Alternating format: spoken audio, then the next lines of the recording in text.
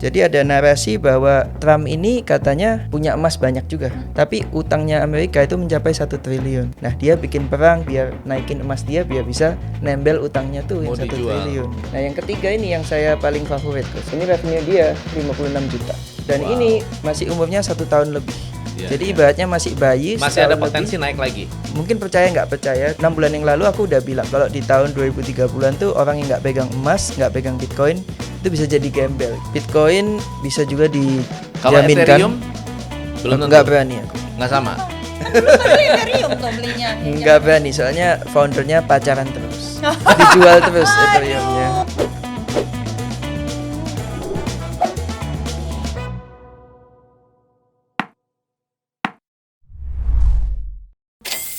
Hari ini hari yang luar biasa karena kita akan membedah habis-habisan tentang bagaimana cara kaya dari kripto. Wah, welcome, Stephen. Thank you, Coach Tom. It's a pleasure to have you. Kamu dipanggilnya apa? Tokoh Stephen? Bebas lah, Stephen aja.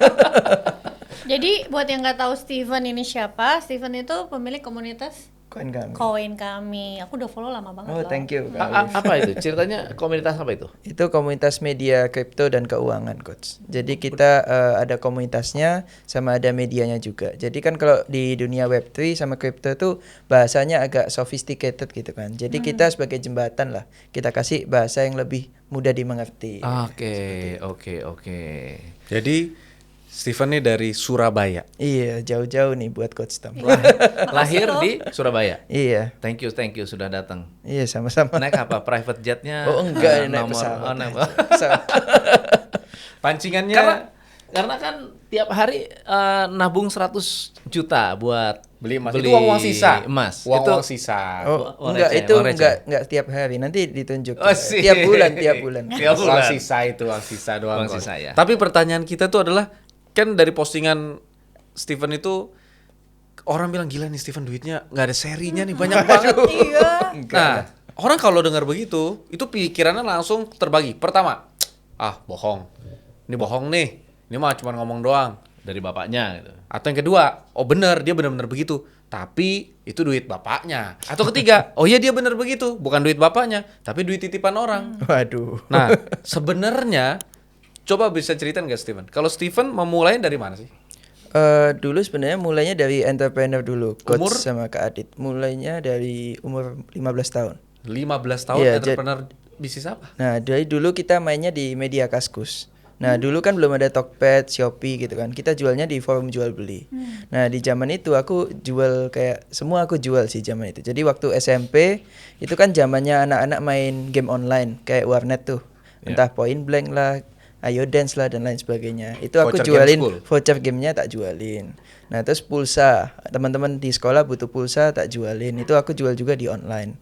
Terus teman-teman butuh CD game gitu, misalnya mau main PS atau mau main PC atau apa PC game, itu tak jualin juga. Terus teman-teman mau nonton film, misalnya anime apa itu juga aku jualin.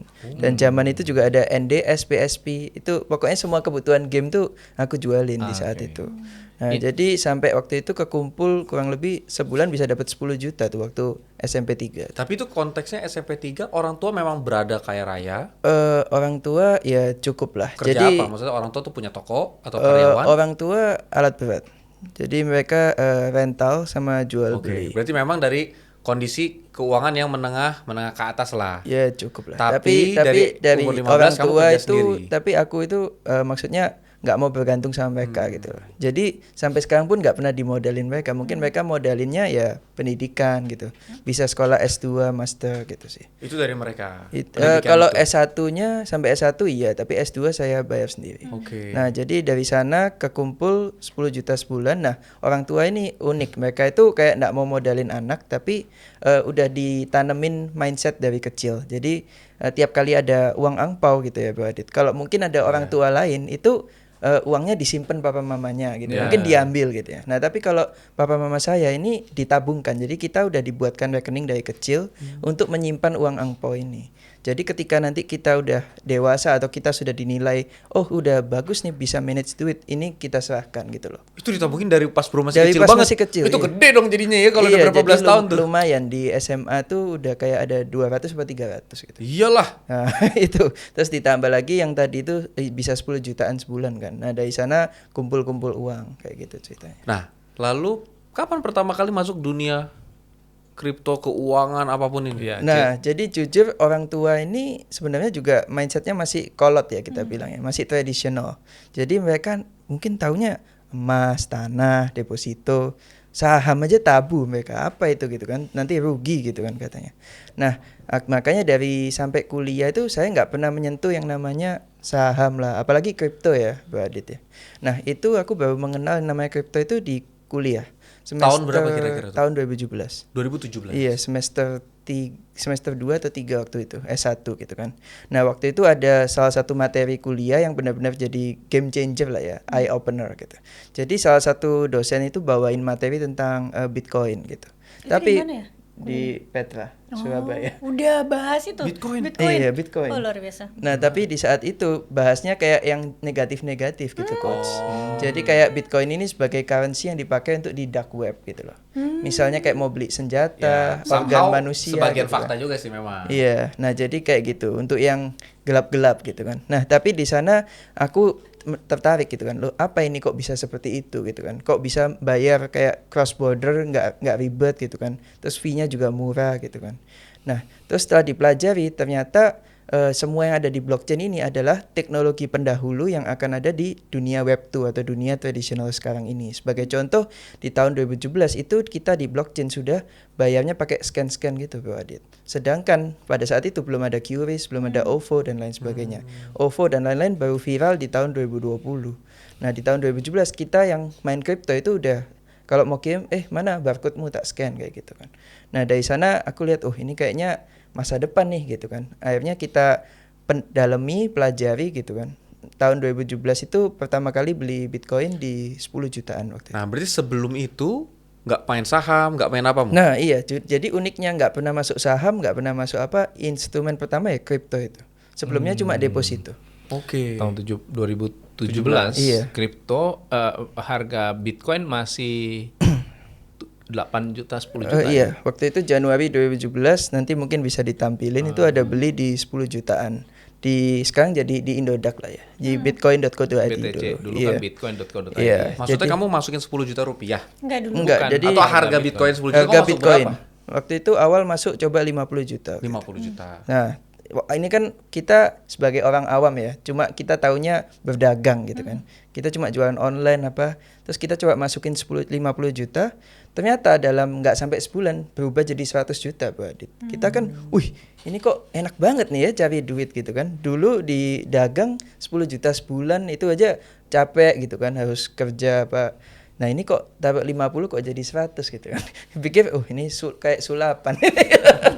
Akhirnya di sana kan kita nggak ngerti analisa, ngerti apa kan waktu itu. Jadi ya udah kayak masukin Nabung lagi. terus, masukin terus. Enggak, Coach, sampai akhirnya sampai dia naik di 40 50 itu all in di sana. All in berapa itu? Maksudnya All uang yang in, semua ini uang 1 yang miliar? tabungan itu nggak sampai, belum punya 1 miliar waktu itu.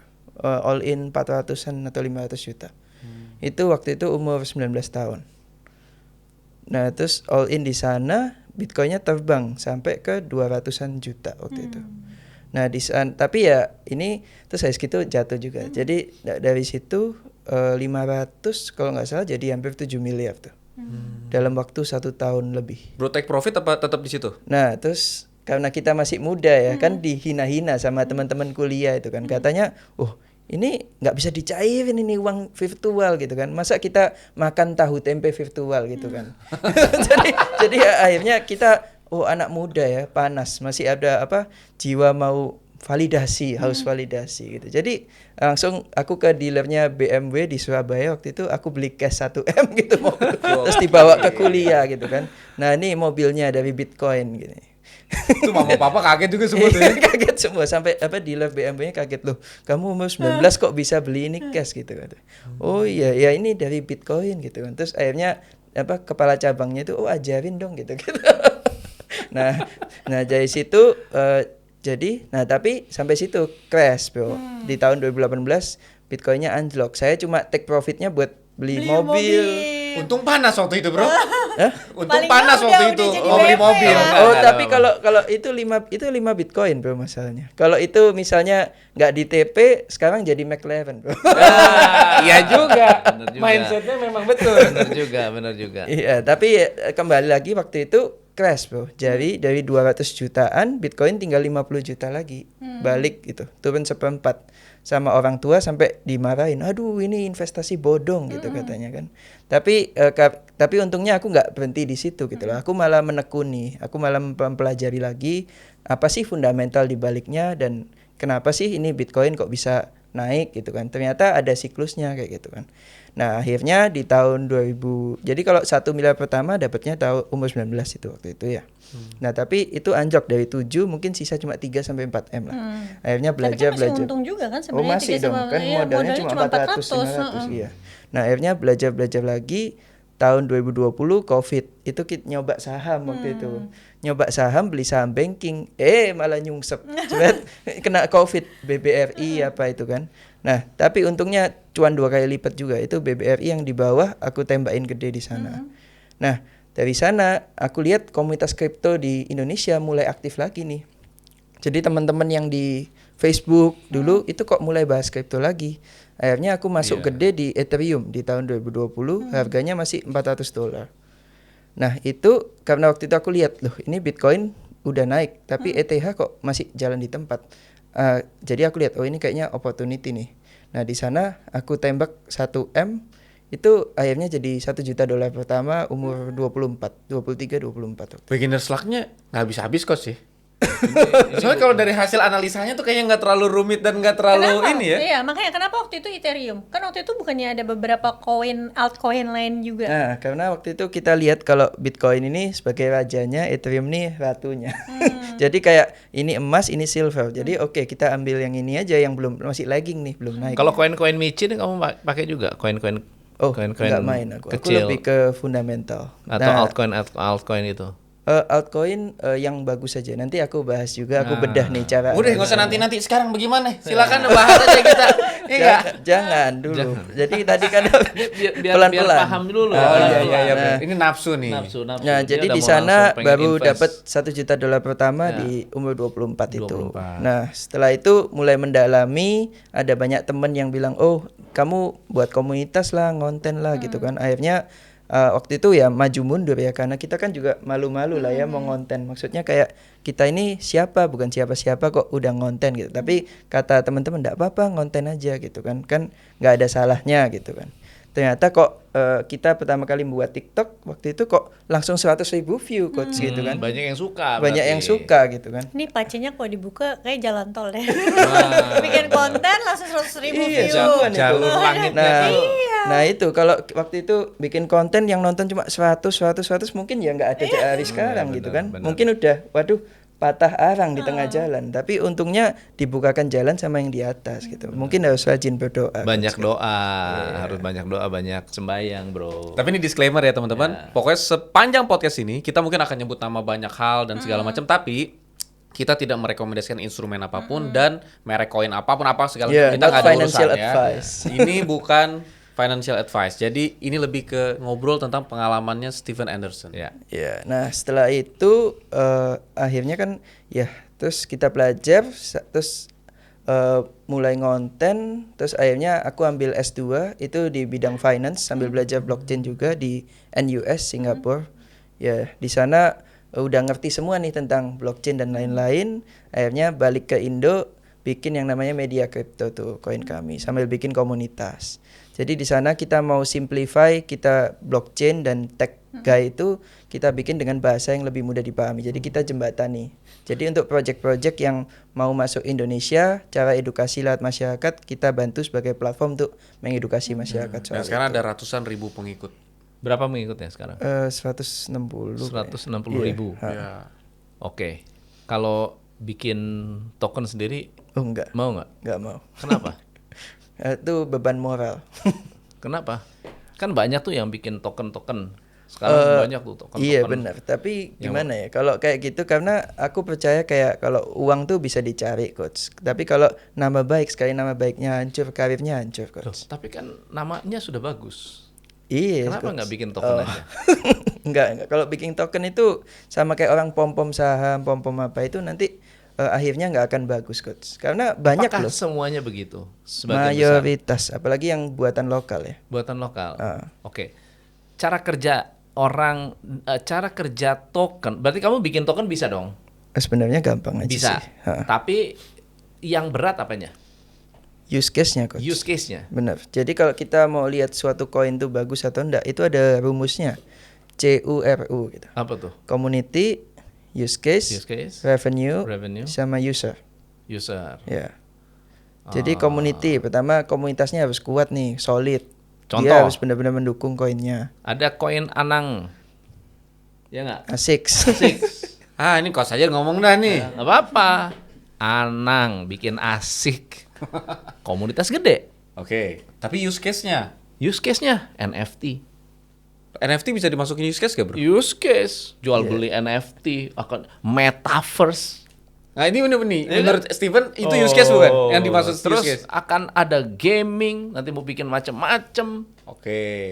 Betul R-nya revenue. Revenue. Dari Mungkin- nyanyi. Kalau revenue Beda. Bukan gitu, coach. Maksudnya lebih ke seperti saham lah, coach. Misalnya gini nih, kalau kecuali dia bikin gini. Oh, nanti setiap kali saya nyanyi 50% pendapatan Saya beliin- nyanyi saya buyback koinnya. Iya. Nah, itu mungkin boleh, coach. Betul. Boleh Nah, dong. tapi kalau dia nggak ada kayak gitu ya percuma, nggak coach. ada. Nggak ada sentimen yang bisa menaikkan harganya. Artinya token itu ya cuma untuk jadi exit liquidity. Jadi Exit liquidity. Iya, Artinya kalau saya buat, terus saya promote di pom-pom, orang beli, terus saya jual, itu exit liquidity. Udah ya selesai. bener. Masalahnya kalau di sini kan nggak ada regulasi seperti di saham, nggak ada AFB, nggak ada apa. Jadi coach mau lepas jebret ya lepas, Habis. hilang. Itu rug pull namanya itu. Termasuk ada beberapa koin yang lain-lain juga lah ya. Ada Ya, beberapa. jadi di kripto ini ya ribuan koin lahir tiap hari, tapi yang bisa survive paling 0,1%. 0,1. Iya. Tapi emang nerbitin koin kayak gitu tuh yang suka rakul emang semenguntungkan itu ya? I mean kayak biasanya Berapa cost-nya? Iya, cost-nya tuh berapa sampai mereka Sangat bisa murah. Sangat murah. Mungkin cuma ya 100.000 coach. Serius? 1 juta lah mentok. 1 juta bikin koin. Yang mahal kan ini bikin website, Promosinya, marketing, bla bla bla. marketingnya. Tapi kan Iya. kalau udah orang terkenal gampang dong. Bikin narasinya ya. Bener. Kalau udah orang terkenal kan udah ada pengikut setianya. Nah, Itu iya. tadi saya bilang kan sudah ada komunitas, udah Komunitas terkenal penyanyi. Tapi kalau konteks Anang setahu aku dia justru kena tipu juga, coach. Katanya ya dia ditipu sama ya IT guy-nya yang iniinnya lah. Nah itu ya, kita harus kayak coba kita obrolin itu lebih dalam. Orang-orang tuh yang mungkin punya fame itu kan suka dideketin sama orang-orang yang punya How to. tujuan tertentu kan. Kayak oh nih lo punya masa nih, ayo kita bikin bisnis ini. Sebenarnya bukan cuma koin doang, bisnis apapun itu gitu. Sama, Dulu kue kue-kue. artis juga Iya, sama. kue-kuean, terus apalah franchise apapun itu gitu kan. Akhirnya ya yang dikejar-kejar namanya dia gitu. Padahal dia nggak ngerti. Makanya sama tadi Anderson sekali ngunci di bisnisnya. nama baik harus dijaga baik-baik. Ya. Bener. Tapi Steven pernah nggak ada yang ngajakin? Oh, bikin tentu koin saja yuk. sering. Maksudnya Iya, kayak ya? nggak cuma koin lah, seperti Kak Olive misalnya mau di endorse brand yang ilegal atau apa pasti sering kayak gitu. Misalnya oh mau beli ini apa promosiin ini nanti gua kasih alokasi segini. Ada Itu nggak juga. token-token Indonesia yang sekarang masih beredar Oh, lokal? ada dong beberapa yang tadi itu Ada. Beredar. Enggak, yang tadi belum dikamerain, Olive. Oh, iya. Oh ya. heeh. yang Tapi itu berkembang nggak?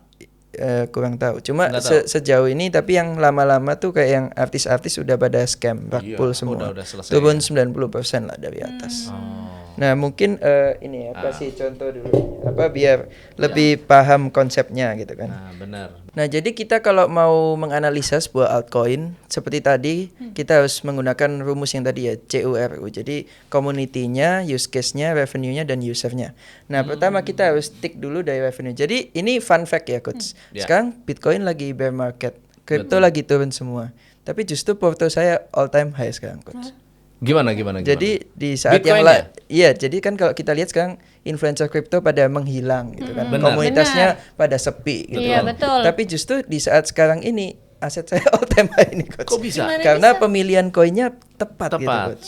Dan saya nggak main future Ini ya. yang penting. Kenapa? Sekolah. Nah, Makanya. karena saya ambil pendidikan tinggi. gitu Benar. kan. Karena sekolah itu ibarat seperti ini, coach. Apa? Payung, coach. Iya. Kenapa kok gitu? Karena misal amit-amit bisnis saya gagal. Kalau saya lulusan master, kan saya mau cari kerja dapat gaji puluhan juta, Dapat 50 gaji, juta tetap masih gede. gampang kan? Benar. Tapi kalau kalian lulusan SMA mau cari kerja susah, coach. Paling ya 3 juta Tapi UMR. masalah katanya sekolah itu scam. Nah, saya nggak setuju itu, coach. Gimana? Kenapa nggak Ya. setuju? Ya karena Let sekolah- him cook. Mungkin kalau orang yang bilang sekolah itu scam ya dianya nggak sekolah berarti, coach. Iya. Nah, padahal sekolah itu banyak manfaatnya, mungkin networking Nih lah. dari Robert Kiyosaki, fake guru, ya kan? Bener nggak? Fake aset, semua sudah serba fake. Nah, itu. Yang tidak fake cuma Bitcoin kalau kata Robert Kiyosaki. Ayo, gimana? Jadi kayak Ini gini. di mana lihatnya? Ini di DeFi lama namanya. Oke. Nanti aku share pelan-pelan.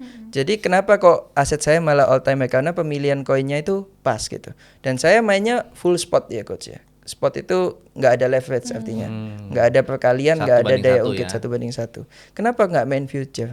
Karena main future menurut saya kayak kasino, coach. Oke. Kayak kasino yang udah masuk kasino, kartunya dibuka, coach. Jadi orang-orang lain itu tahu kartu kita. Berarti kan bodoh, coach. Berarti mending kita datang ke kasinonya langsung aja gambling langsung. Langsung gambling. Kenapa gitu? Soalnya kita buka posisi, exchange itu bisa tahu, oh, ini posisinya Coach Tom ada di sini nih. Berarti kalau gua tarik ke atas, jebret, Coach Tom kena liquid. Oh, kalau Coach Tom di sini, di bawah gua tarik ke bawah, jebret, liquid juga. Jadi exchange itu bisa tahu order book kita, bisa tahu liquidation kita, bisa tahu semua. Jadi kalau digocek ke sini, ini kalah semua. Ini kalah semua. Jadi bandar always win gitu kan.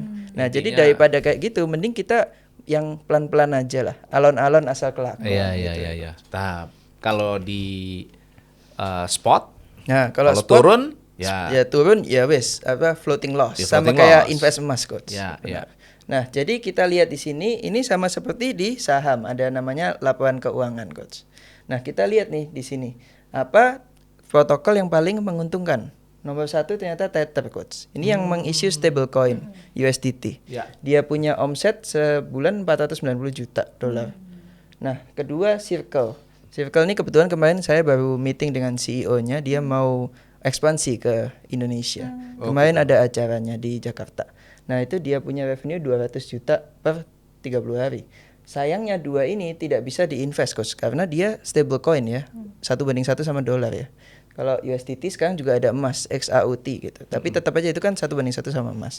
Nah, yang ketiga ini yang saya paling favorit, coach. Ini Hyperliquid. Hyperliquid. Makanya kemarin kita bikin series borong Hyperliquid 100 juta per bulan gitu. Iya. Kenapa? Karena ini aset punya spirit seperti Bitcoin kalau saya Oke. bilang. Nah, dia ini 99% of the fees go to assistant fund for buying Hype tokens. Nah, ini revenue dia 30D-nya 56 juta. Yang mana nomor 3 tergede disandingkan dengan 2 Revenue-nya perusahaan ya? besar. Iya. Dan Wow. ini masih umurnya 1 tahun lebih. Iya, Jadi iya. ibaratnya masih bayi. Masih ada setahun potensi lebih, naik lagi.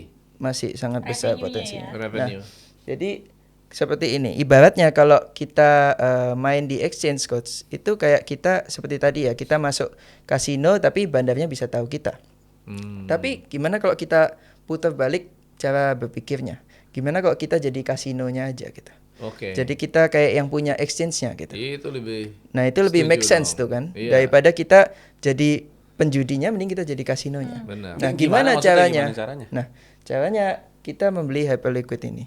Karena dengan kita membeli Hyperliquid ini, kita sama kayak punya sebuah DEX, punya sebuah exchange.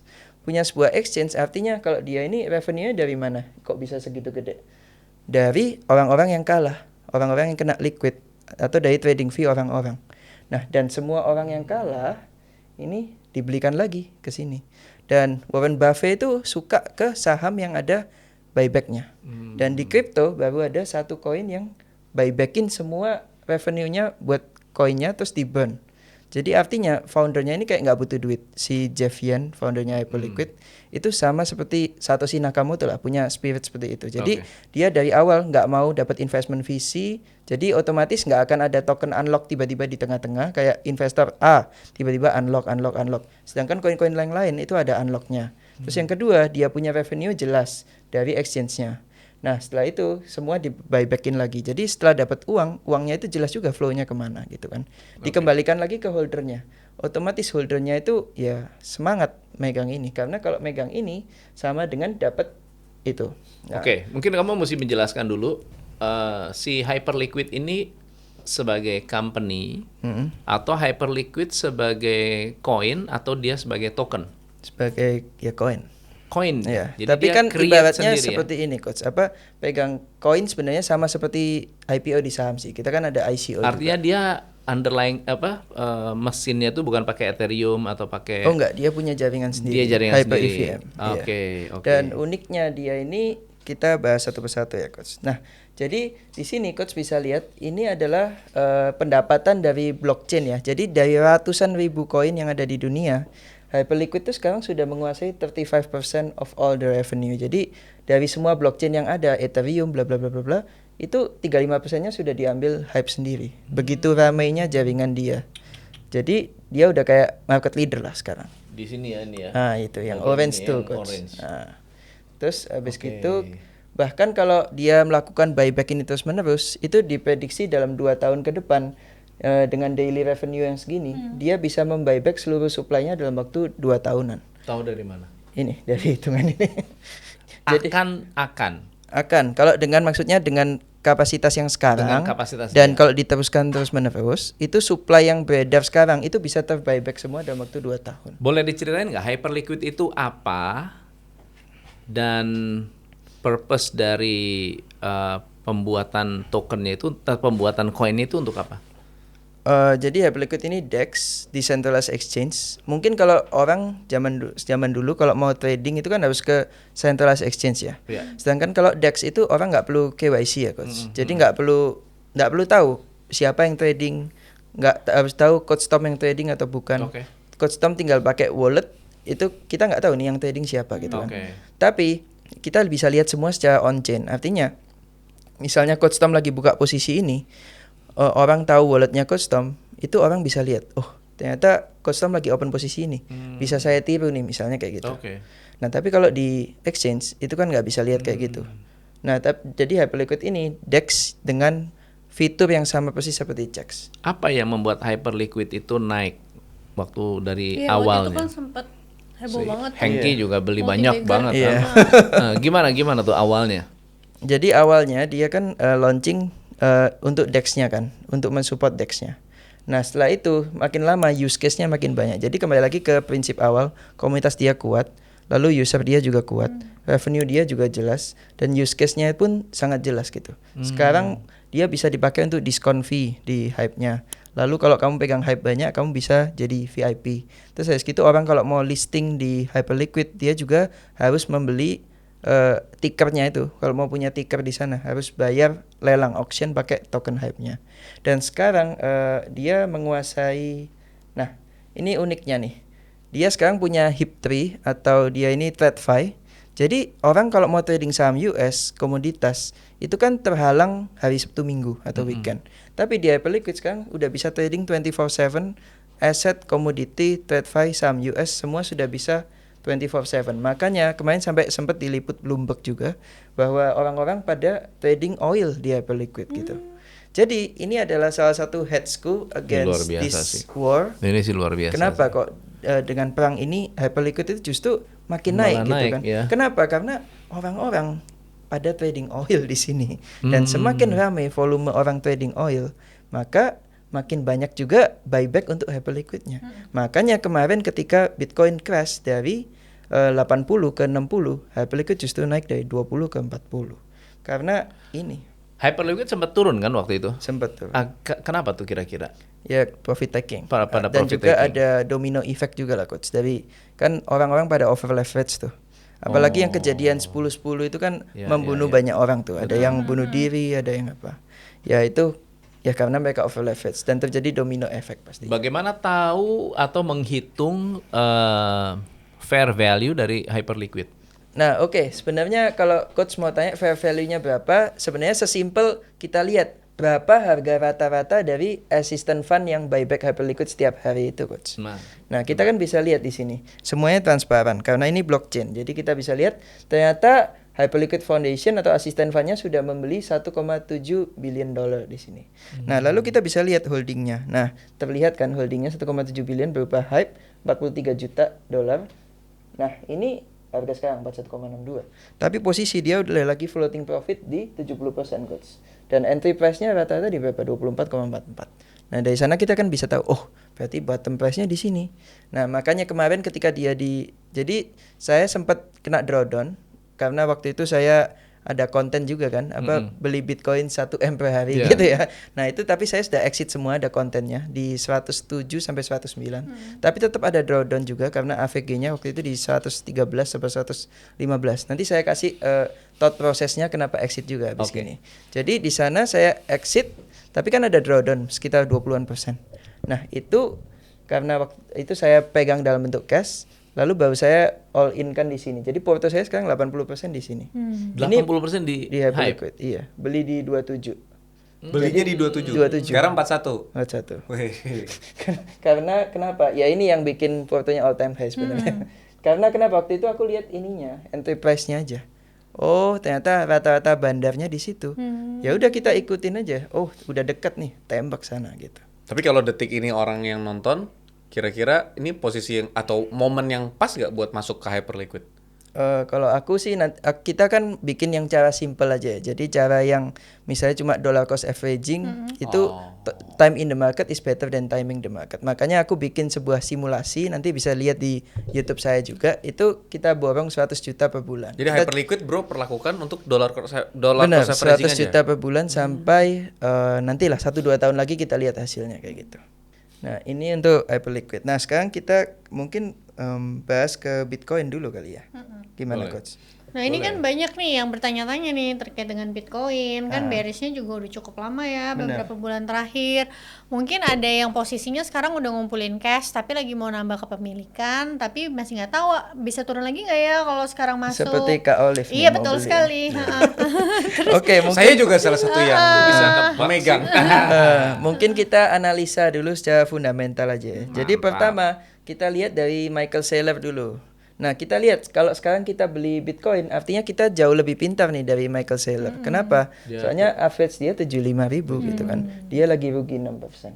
Nah, kalau saya sih biasanya ngelihat yang pegang will-willnya nih rata-ratanya di berapa. Kita kalau dapat di bawah itu berarti kita boleh tuh Tapi masuk. selain seller kalau Nah, BTC kita bisa lihat siapa yang well-nya lagi. ada BlackRock dan lain-lain. Oh, Tapi mungkin nih nah, terus yang kedua kita bisa lihat di yang namanya rainbow chart. Ini namanya kayak pelangi ya. Tapi di sini ini kita bisa lihat di sini.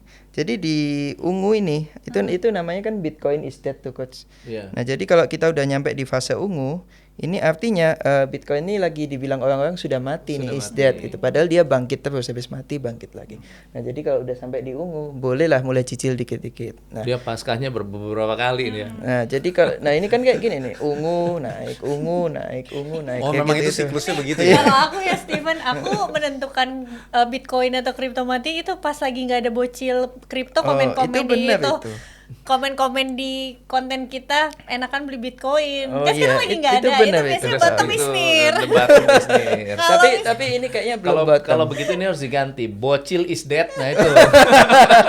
Tapi ini belum bottom. belum. Nah, terus habis gitu kita lihat lagi di sini.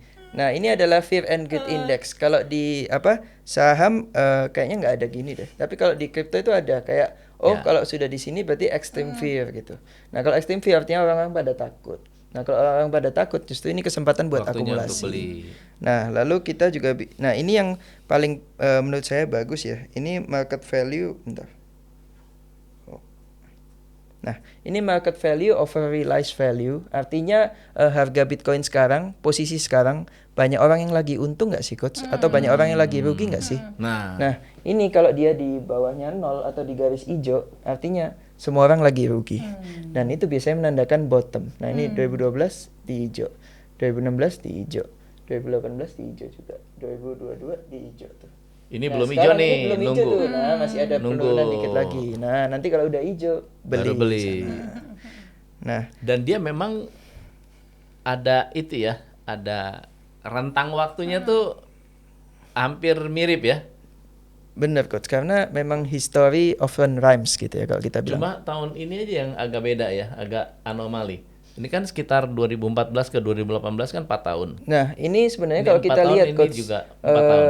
yang dulu kenaikan Bitcoin memang gila sampai merah, sampai merah, Hmm. sampai nyentuh ini. Tapi kalau kita lihat apa kenaikannya itu tiap cycle semakin lama semakin sedikit.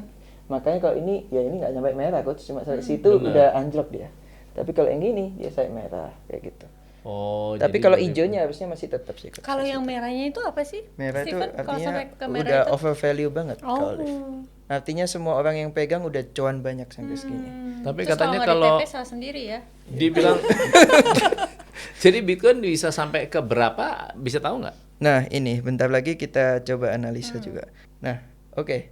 Nah, ini unik ya, tapi sebenarnya Bitcoin itu ada jamnya. Jam ini adalah cycle-nya Bitcoin. Jadi, ini di segitiga merah ini kita sebut sebagai cycle maxima atau harga puncak dari Bitcoin. Dan ini selalu sama, terjadi di jam 9-an. Nah, cycle ini, cycle sebelumnya lagi. Jadi dia muter kayak ini. Set, set, set, set, set. Nah, nanti bottomnya kapan? Nah, ini bottomnya di sini. Hijau ini, cycle minima kita bilangnya. Nah, ini selalu sama di jam 15, jam 15, jam 14. Nah, ini kemungkinan di bulan Oktober November, Coach. Di sini. Nah, tapi katalisnya apa? Nah, itu yang kita harus dalami lagi. Iya. Sorry, Apa Oktober dia baru mulai rally atau Bukan, Oktober itu bottom. bottom. September, Ya, Oktober, September, November. Oktober, Kita nggak bottom. tahu Ah, pastinya, iya, tapi iya, iya. sekitar itu. Iya, iya. Nah, ini kita masih ada waktu sampai sampai segini. Jadi ini kan bisa dilihat nih. Jadi satu jamnya itu berapa? 60 hari kan. Nah, sekarang kita lagi ada di jam berapa ini? Nah, jam ini. Bentar kita lihat. Kita sekarang ada di jam jam 12. Nah, kita mau ke jam 15 berarti 3 kali 60. Berarti 180 hari dari sekarang. Nah, sekitar itulah. Nggak ada pastinya, cuma kurang lebih. Nah, dari sini kita udah tahu target bottomnya kapan, waktunya. Sekarang tinggal harganya berapa. Kita lihat pakai yang ini. Nah, ini ada yang namanya Power Law Model. Nah, di sini kita bisa tahu kapan harga bottomnya. Harga bottomnya itu di garis merah ini. Ini ada rumus matematika udah dibuat sama ahli matematika ya. Jadi di sini ini adalah bottomnya, di sini adalah bottomnya. Nah, kalau kita lihat sekarang bottomnya di berapa? Nah, bottomnya itu ada di 50 ribuan sekitar sini. Paling jelek mungkin 45, dan mungkin 50 ribuan. Dan ini semua nyambung dengan cost-nya Bitcoin. Mining cost-nya dia sekarang di 45 ribuan, bro. Jadi ya kalau udah nyampe harga ini, it's a very good time to buy. Dan terus tenang aja karena kita kan horizonnya jangka panjang. Nah, kalau kita dengan horizon jangka panjang, kita itu bisa tahu di tahun 2030 itu mungkin kita tarik di sini. Nah, di tahun 2030 berapa sih fair value dari Bitcoin gitu kan? Bottom price di 2032 Bitcoin itu di 296.000. Artinya kalau kita misalnya nanti dapat di bottom, itu kita masih ada peluang paling jelek di tahun 2032 kita Naik dapat 6 kali harga lipat ya? 6 kali lipat. Tapi kenapa kok banyak orang bilang $1 juta? Berarti mereka pakai garis hijau ini, Bu Adit. Garis hijau bisa kita bilang ya target rata-rata lah. Mungkin kalau kita buat sebuah bisnis plan, ini adalah pesimistik, ini adalah optimistik, dan ini yang tengah-tengahnya. Jadi kalau kita bilang 2030-an akan ke $1 juta ya karena mereka melihat garis hijau ini. Jadi ini adalah thought prosesnya kayak gitu sih. Nah, lalu dari sini sekarang aku kemarin kan research juga nih. Kenapa kok hasil research kemarin jadi aku menemukan keunikan gitu kan.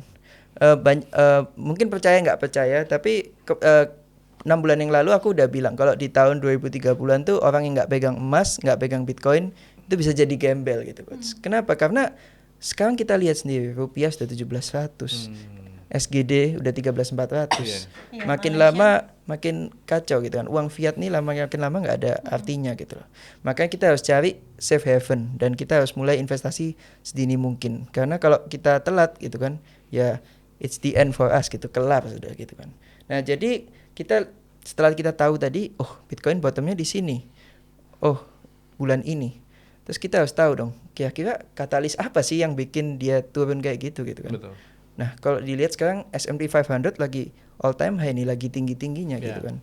Tapi kok bisa turun gitu kan. Nah, di sini kita lihat ini adalah yield curve uninversion gitu ya. Inversion itu apa? Inversion itu terjadi ketika long term bond yield atau bond yang 10 tahunan itu bunganya lebih rendah daripada bond yang short term yield. Artinya orang-orang sudah tahu kalau oh dalam jangka pendek ini akan terjadi crash. Nah, investor-investor yang lebih pintar itu tahu, makanya dia makanya bondnya sampai inversion. Akibatnya ini yield curve-nya sampai inverted. Nah, sampai berhenti di bulan November ini. Ini kita coba tarik di tahun 90-an. Dan ini Bentar. sebelum terjadi Jadi crash. ini angka apa nih? Ini data tahun 90-an. Data tahun 1990. S&P. Ini Amerika. data apa? Data Indeks inversion itu Amerika. apa maksudnya? Inversion itu ketika bond yang jangka panjang bunganya lebih rendah daripada bond yang jangka pendek. panjang Kuponnya, bunganya lebih kuponnya. rendah Yield, daripada yield. Yieldnya. Ya, itu kan biasanya normalnya jangka panjang kan jangka panjang lebih panjang, lebih iya, gede. lebih besar. besar. Sekarang jadi nggak normal inversion. Oh. Nah, kalau terjadi inversion ini adalah lagging indicator bahwa dalam waktu dekat Akan 3 terjadi sampai 6 bulan akan terjadi crash. crash. Nah, setelah dia inversion, tandanya bukan inversionnya, tapi ketika dia kembali ke titik normal atau the Fed sudah cut the rate. Ini kembali ke titik normal karena the Fed sudah cut rate. Baru beberapa hari setelahnya anjlok, just anjlok 20%. Ini tahun 2000 .com bubble, kita lihat lagi sama. Ini kembali normal, anjlok lagi 45%. Tahun 2008 global financial crisis, kembali normal, anjlok lagi. Nah, sekarang ini adalah paling lama atau bisa dibilang rekor ya. 769 hari kita kena inversion dan baru balik normalnya Juli tahun kemarin. Nah, ini kita lagi crash spending nih.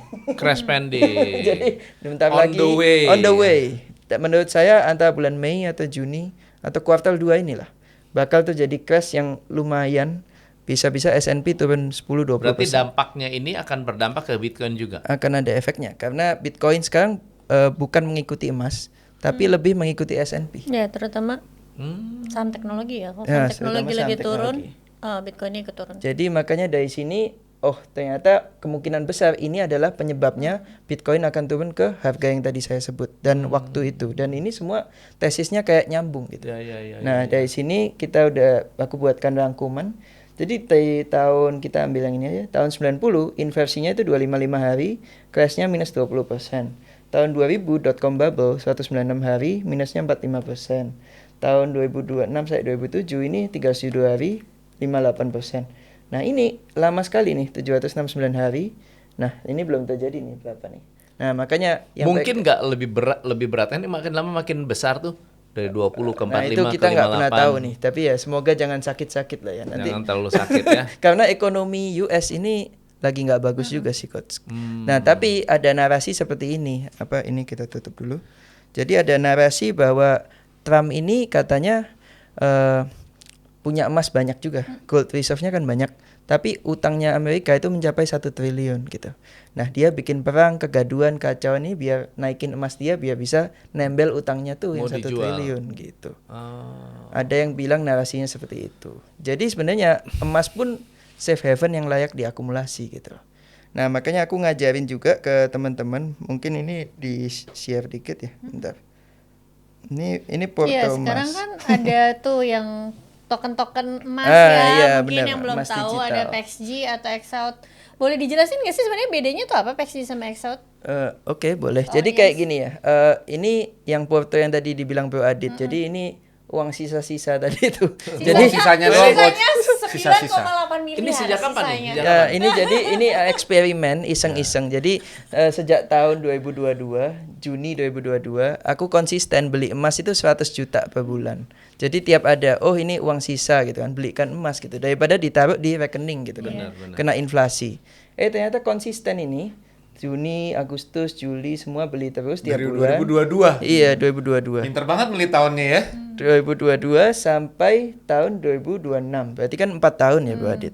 Ternyata itu 5 miliar udah jadi 10 miliar. Jadi strategi emak-emak itu the best gitu kan. Kita nggak usah mikir, nggak usah tarik garis, nggak usah analisa, beli terus 100 juta, ternyata 5 miliar jadi 10 Setiap miliar. bulan berarti ya? Itu Setiap ya, bulan. yang di bawah ya, all time-nya itu 4,9 M itu adalah total profitnya ya? Benar, jadi 4 total tahun itu berarti ya? 4 tahun. 4 tahun. Nah ini 4 tahun 100%. Ya oke lah. Nah berarti udah ini kayak Warren Buffett kan. Warren Buffett 20%, ini 25%. Berarti kita udah mengalahkan Warren Buffett dengan cara strategi emak-emak. Nah, Tapi ini Lama. beli emasnya apa maksudnya PXG Iya. tadi? Apa? Nah, Jadi ini itu. emas digital. Karena aku punya ini mungkin tiap orang beda-beda ya. Tapi aku punya prinsip kalau kita beli suatu aset itu harus bisa tak manfaatkan 1,6 sampai 2 kali lipat. Gimana maksudnya? Jadi kalau kita beli emas batangan itu kalau digadaikan itu cuma kena interestnya mahal sekali 2% sebulan. Tapi kalau kita beli PXG, kita bisa loankan di DeFi itu bunganya cuma 4% setahun. Artinya cost of capital kita sangat murah.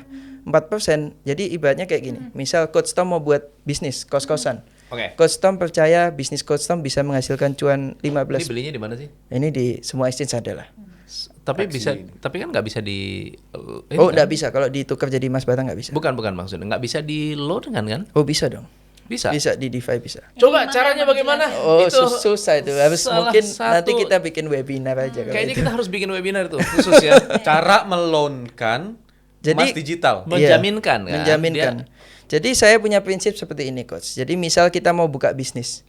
Daripada saya buka bisnis, uang 1 miliarnya saya bukakan bisnis, mending saya belikan suatu aset yang bisa di-loan-kan, tapi aset itu harus aman. Dan saya bisa dapat kenaikan aset ini, tapi tetap bisa dapat gain dari bisnis saya. Ya. Jadi misalnya Coach Tom punya kos-kosan dengan APR atau average bisa dihasilkan 20% Ya. setahun. Nah, tapi pinjaman ini Coach Tom dipinjemi 4% dengan menjaminkan emasnya Coach Tom. Berarti Coach Tom punya margin dong 16%. Benar. Ini sama yang dipakai oleh orang-orang Jepang namanya carry trade, mirip lah kayak gitu. Benar. Nah, jadi daripada coach beli kos-kosannya langsung nggak dapat emas, mending beli emasnya dulu, emasnya jaminkan, dapat kos-kosan, dapat dua-duanya, kanan kiri menang. Real money talk ini bener. Ini real money. Ya, Kalau jadi kalau zaman dulu gua modelnya cari koperasi atau BPR yang kasih bunga 1% per bulan. Misalnya gua mau beli Honda Jazz, punya duit 500 juta, taruh 500 juta di situ, dapat Honda Jazz-nya, cicilan bulannya dari uang 1% per bulannya udah cukup. Jadi uangnya nggak hilang, mobilnya dapat, cicilannya gratis, gitu caranya. Cuma Nah. sekarang udah nggak bisa. Ini cara lainnya sekarang. Ini Cara ini lain cara lagi. gaibnya sekarang. Tapi tadi katanya emas digital tuh ada 2. ada dua, jadi beda issuer aja, beda developer. Kenapa pilih yang Yang- PXG? Iya, kenapa? Itu mungkin bisa dijelasin dulu apa bedanya Excel sama PEXI. Yang PEXI ini di-develop oleh Paxos, kalau yang XAUT di-develop oleh Tether. Jadi beda issuer aja, tapi yang ini umurnya lebih lama, otomatis likuiditasnya lebih kuat. Cuma mungkin lebih famous yang Tether ya, karena dia yang punya USDT. Cuma kalau dari segi likuiditas saya lihat dia masih lebih oke sih. Nggak, yang bisa dijaminkan yang mana, yang ini? Dua-duanya bisa. Oh, dua-duanya bisa. Dijaminkannya ke Ke exchange. Ke exchange. Semua terima. Dan itu legal ya? Kayak Legal. itu kayak ini ya, kayak di staking gitu ya, Di Model. loan, kita bilangnya loan ya. di loan. Tapi kita bisa tarik duit tunai. Jadi enaknya kalau di sini misalnya kita loan ya, misalnya ini coach, kita loan 10 miliar. Ya. Ini kita dikasih pinjem mungkin 50%. mentok bisa sampai 80%, tapi coach kena kalau emasnya turun 20%, coach kena liquid. Jadi kalau kita mau aman kan kita biasanya di 60 sampai 70 coach. Oh, oke. Jadi ibaratnya kalau coach sudah kena 60%, dia turun 40%, berarti coach kena liquid, kena force sell, otomatis aset emasnya disita. Habis. Coach ya wis, uangnya yang di coach pinjem buat coach, tapi emasnya disita. Ya. Ya kayak gitu lah sistemnya.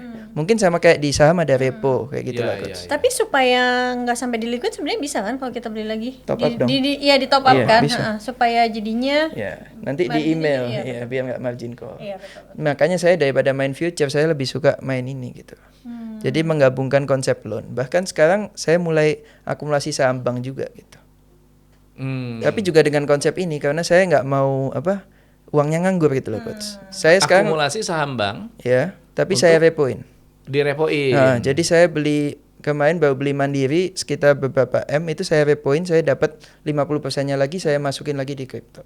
Karena bank lagi murah. Masukin nih. ke hyperliquid tadi itu. Oh iya benar. Putar terus sama dia coach. Bener. Ini yang kaya makin kaya nih coach. Yang pinter makin pinter. Yang nonton harusnya makin kaya dan pinter ini coach. IQ gorila gimana nasib? Tapi pintar aja nggak cukup tau, udah tahu ilmu itu, mental juga itu. Karena Mental kayak juga aku tahu harus. ilmunya, tapi aku nggak berani itu yang gitu-gitu tadi leverage, back to back, gitu-gitu. Tapi Iya. kan spot kan? Spot. Nggak ada Iya, leverage ya. Spot Oh tapi beda, tetap leverage juga. Tapi tetap Tapi takut lah, leverage-nya kayak kecil. misalnya repoin saham lo untuk lo nanti dapat uang untuk beliin lagi misalnya aset lain, aku tuh belum sampai di situ. Keberaniannya. Lebih ke pilihan orang. Oh, berbeda-beda. enggak beda kan ini udah berkeluarga. Ini masih single, Mungkin privilege. ya. Masih pakai ini aja deh, kalau kartu kredit kan suka ditawarin bunga 0% kan. Cashback. Nah, itu mungkin masih bisa diputar di saham, tapi dengan limit Tapi- kartu kredit yang di atas 100 juta. Sebulan harus lu lunasin biar gak kena bunga. Enggak, suka bisa dipecah jadi 3 Oh, term, iya, iya, 36. iya. Power Kadang cash tuh bilangnya. banknya yang nelfon sendiri, Pak mau nggak Pak ambil 0%, tapi limitnya yang di atas 100 ya gitu. Nah, jadi kalau aku punya prinsip yaitu harus capital dimanfaatkan seoptimal mungkin. Jadi kalau misalnya beli suatu aset, kita dobelin lagi aset ini, kita jaminkan kita belikan apa. Makanya nggak pernah mau yang beli yang fisik itu kenapa ya? Karena repot, terus itu dijaminkan mahal. 2% kali 12 itu 24%. Kita cari bisnis yang 24% nggak mudah, coach. Tapi kalau yang mengalahkan 4% sangat mudah, coach. Oke, jadi siapa yang mau beli ruko ini? Dia dari kemarin bahas properti itu terus ya.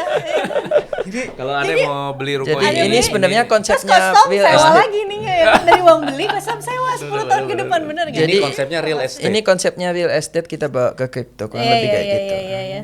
Kan bisa juga kayak kalau sebenarnya kayak di bank juga bisa yang aman back to back gitu. Ini bro udah pernah share ini sebelumnya kemana atau ini pertama kali pernah Pertama share? kali. Ini kalau perdana ini. share Iya, nih. perdana. Biasa. Habis ini kita akan bikin webinar Iya. untuk bagaimana cara Anda mendapatkan duit dari Iya, jadi nanti bisa klik link di deskripsi. link Bro, deskripsi ini. nih pertanyaan paling sederhana. Ini ilmu mahal. Bro diem-diem juga kaya-kaya, makin kaya aja. Lah bro share-share begini biar apa? Ini kan juga gratis, orang nggak bayar nonton ini kan. Orang kan denger gini jadi makin pinter, dia mungkin dilakuin terus dia jadi makin kaya. Apakah memang ada tujuan sosial? Pom-pom juga nggak bisa. Ya kagak ada hubungan yang pom nggak bisa pom masih digital gitu. Kenapa bro? Bro juga kita nggak ada promosiin brand apapun dari tadi juga kita nggak ada exchange apa nggak ada. Apa? Iya, apa? nggak ada Your goal placementnya. apa? Sebenarnya kalau ilmu yang ini kan ini cuma kulitnya aja yang di sini. Tapi kalau disuruh praktek mungkin orang-orang juga bingung gitu kan. Jadi mungkin nanti kita bahas di webinar. Di Gitu. webinar, Tapi ya. sebenarnya kalau kita mau bongkar ini sebenarnya kayak merasa calling aja ya. Jadi makanya aku sering sharing di sosmed apa gitu. Jadi dulu ya kalau dulu mungkin anak muda merasa kayak kesuksesan itu material gitu Bro Adit. Jadi kayak aku dulu mengejar aku harus punya 1 M, aku harus punya 10 M gitu kan. Tapi semakin kesini ngerasa kayak ternyata mau pakai jam tangan yang mahal, Patek atau apa itu sama aja kayak pakai Casio gitu loh. Mau pakai mobil yang mahal, mobil Porsche atau apapun ya sama aja, tetap bawa kita ke tujuan yang sama. Nah, tapi sampai sekarang kesuksesan yang benar itu ketika kita bisa buat orang lain itu hidupnya makin bermanfaat, makin bermakna dengan adanya kehadiran kita. Makanya itu callingku untuk serve ya bisa dibilang diberkati jadi berkat lewat konten-kontenku gitu loh. Jadi dari sana aku sharing ke teman-teman ya nggak minta bayaran, nggak minta apa ya. Yang penting kita sama-sama menguntungkan, teman-teman juga belajar. Ya dari sanalah makanya aku terus konten kayak gitu sih Bro Adit. Jadi Itu pasti kita nanti nanti ada yang akan komen tuh di kolom komentar. Jualan kelas Jualan nih. kelas. Mas Steven kan ngomong apa tadi pakai jam Patek sama Sama Casio Casio. sama aja. Ah, itu orang kaya. Iya, ucap orang kaya yang udah menikmati itu. Nggak gitu, justru kita harus berproses biar bisa sampai di titik itu gitu kan. Benar. Tapi beda bro, Casio sama. enggak, tapi kan sama Tapi kita tanya orang kaya jamnya apa nih orang kaya nih? Oh enggak, ini Rolex. Lo kenapa gak pakai rasio, Bro? Loh, kan sama aja. Tukerannya sama Seiko, gua kasih Seiko dia. Iya, ya. Tapi yang gue dapat adalah yang lu share tuh sesuatu yang sangat sederhana gitu. Tapi bisa dimengerti impact-nya menurut gue besarnya apa sih impact-nya? Artinya ini kan tadi ngajarin apa sih? Satu, mentalitas konsistensi kan. Ini kan nggak ngomongin tentang kita harus trading, timing ini apa segala macam. Ini lebih ke udah lu konsisten, lu beli sesuatu yang nggak macam-macam, emas digital. Lu taruh aja sesuatu daripada lu pakai buat jajan aneh-aneh. Kalau diperlakukan untuk Bitcoin akan sama nggak hasilnya? Akan sama. Bitcoin bisa juga Kalau dijaminkan. Ethereum belum tentu. Enggak berani aku. Nggak sama. Baru Ethereum tuh belinya. Enggak berani, soalnya foundernya pacaran terus. Dijual terus Ethereumnya. Masa? Iya.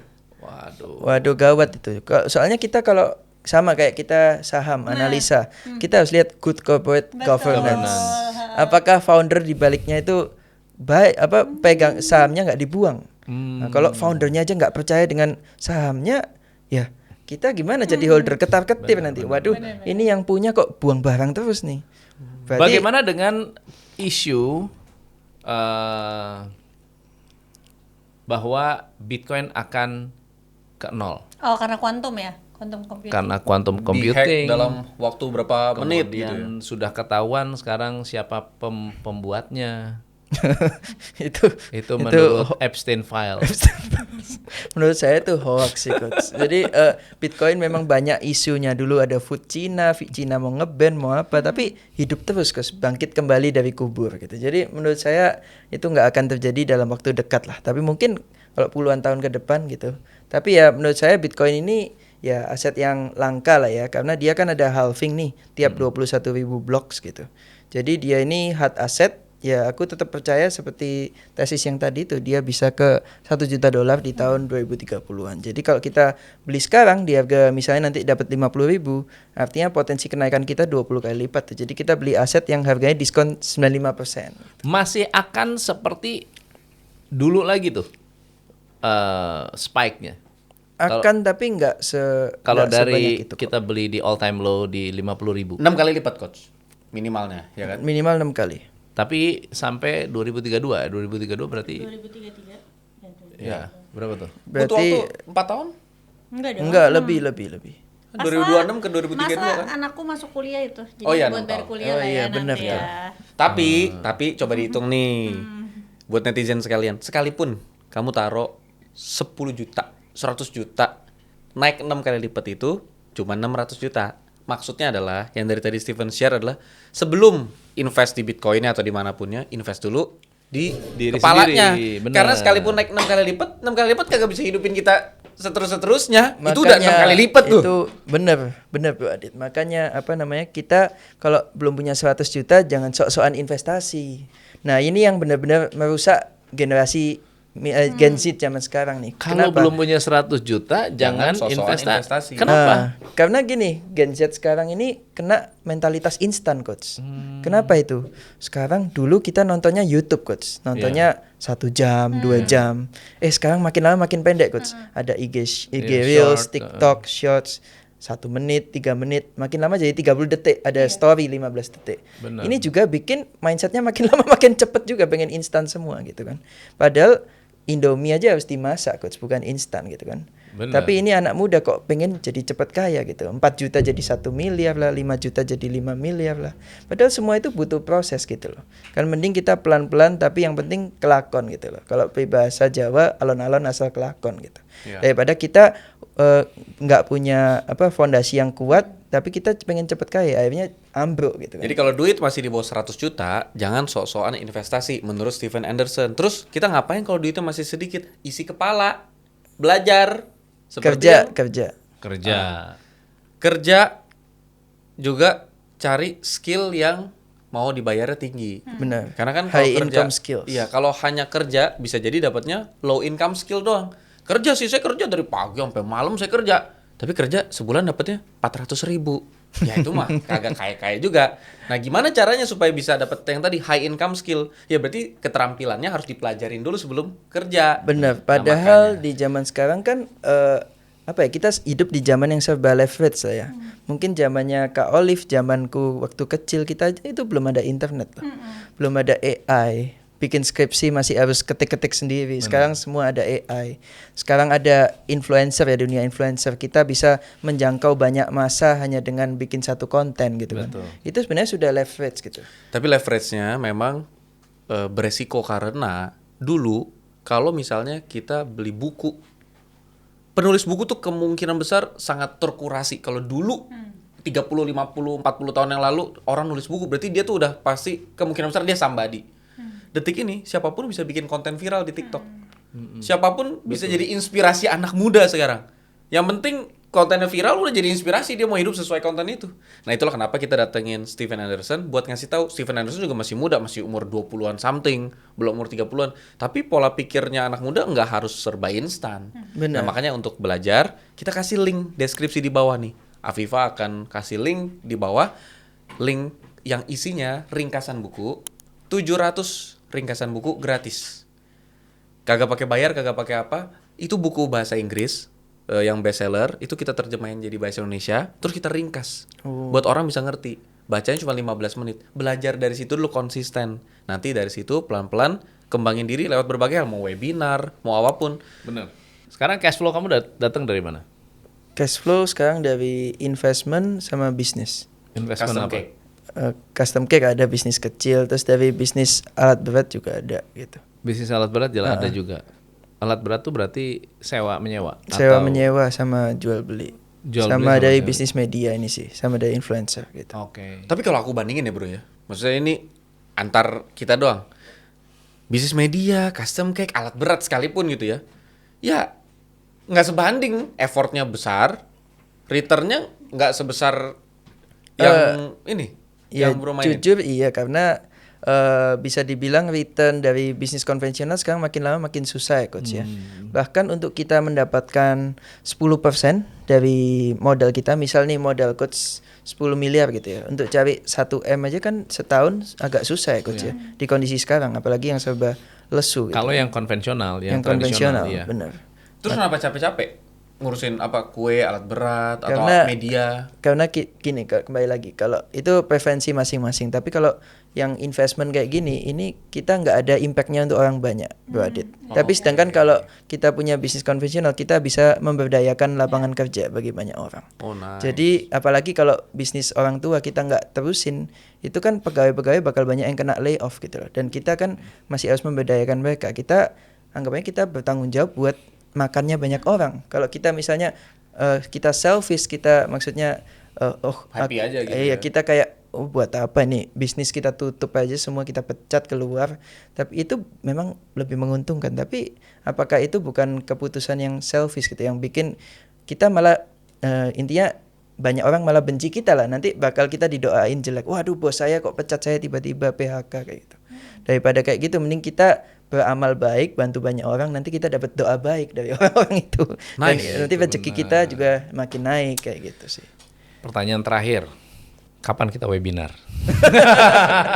Nanti kita rencanakan. Kita buat Coach, ya. Jadi mungkin nanti Mudah-mudahan bisa dalam klik link waktu di dekat, deskripsi. maksudnya kita akan langsung prepare. Jadi linknya pasti akan udah siap saat video ini tayang. Oke, jadi langsung langsung Jadi mungkin daftar nanti aja. di webinar kita bisa bongkarin gimana cara manfaatkan aset dengan optimal gitu. Terus cara loan dan itu cara pasti banyak itu gimana. pengusaha-pengusaha yang punya interest di sana. Benar, karena cara yang saya lakukan ini adalah cara yang dilakukan oleh pengusaha-pengusaha besar kayak gitu sih. Betul, Jadi ini bisa dibilang cara-cara institusi buat Dan murah generate lagi income ya. gitu. Murah, bunga murah ya. Bunga murah. Cost of capitalnya lebih rendah dibanding Benar. Benar. Jadi kita mungkin metode saya ini jarang yang pakai, Gus, karena yang lain mungkin lebih ke trading atau mungkin main micin gitu. Tapi kalau saya lebih ke konvensional lah. Jadi saya lebih ke fundamentalis, asal ada aset yang bagus dan bisa diterima jaminan dengan bunga yang oke, kita bisa manfaatkan tuh capitalnya buat